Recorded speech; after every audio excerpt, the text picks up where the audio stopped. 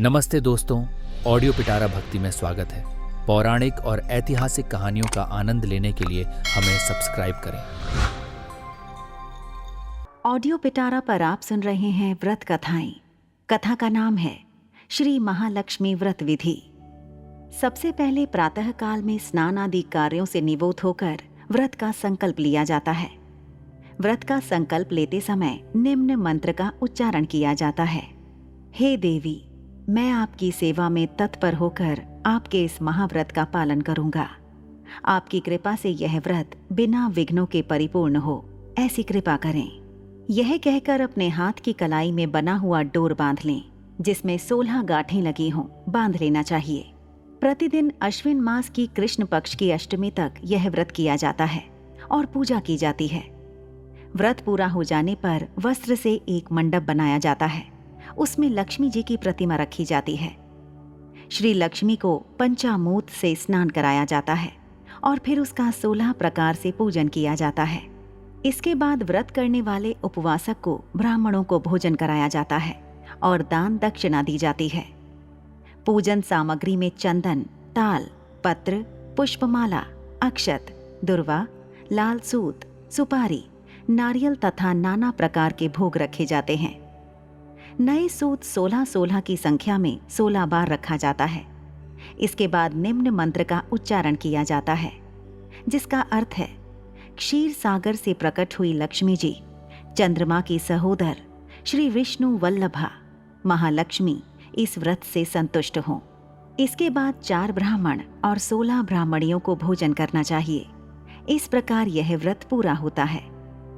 इस प्रकार जो इस व्रत को करता है उसे अष्टलक्ष्मी की प्राप्ति होती है।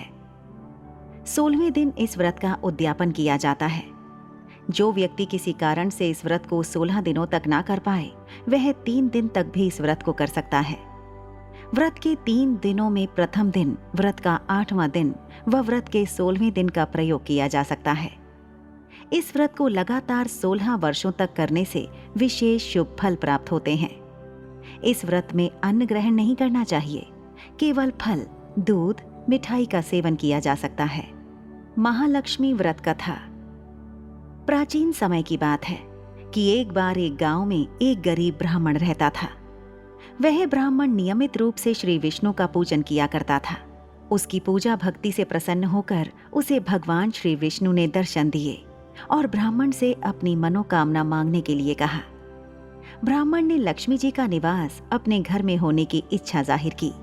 यह सुनकर श्री विष्णु जी ने लक्ष्मी जी की प्राप्ति का मार्ग ब्राह्मण को बता दिया। मंदिर के सामने एक स्त्री आती है जो यहाँ आकर उपले थापती है। तुम उसे अपने घर आने का आमंत्रण देना। वह स्त्री ही देवी लक्ष्मी है। देवी लक्ष्मी जी के तुम्हारे घर आने के बाद तुम्हारा घर धन और धान्य से भर जाएगा। यह कहकर श्री विष्णु जी चले गए। अगले दिन वह सुबह 4 बजे ही मंदिर के सामने बैठ गया। लक्ष्मी जी उपले थापने के लिए आईं, तो ब्राह्मण ने उनसे अपने घर आने का निवेदन किया। ब्राह्मण की बात सुनकर लक्ष्मी जी समझ गईं कि यह सब विष्णु जी के कहने से हुआ है।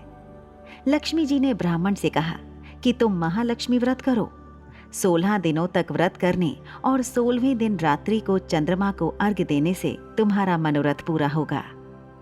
ब्राह्मण ने देवी के कहे अनुसार व्रत और पूजन किया और देवी को उत्तर दिशा की ओर मुंह करके पुकारा। लक्ष्मी जी ने अपना वचन पूरा किया। उस दिन से यह व्रत इस दिन उपरोक्त विधि से पूरी श्रद्धा से किया जाता है। जय मां महालक्ष्मी। ऐसी ही इंटरेस्टिंग किताबें कुछ बेहतरीन आवाजों में सुनिए सिर्फ ऑडियो पिटारा पर। ऑडियो पिटारा सुनना जरूरी है।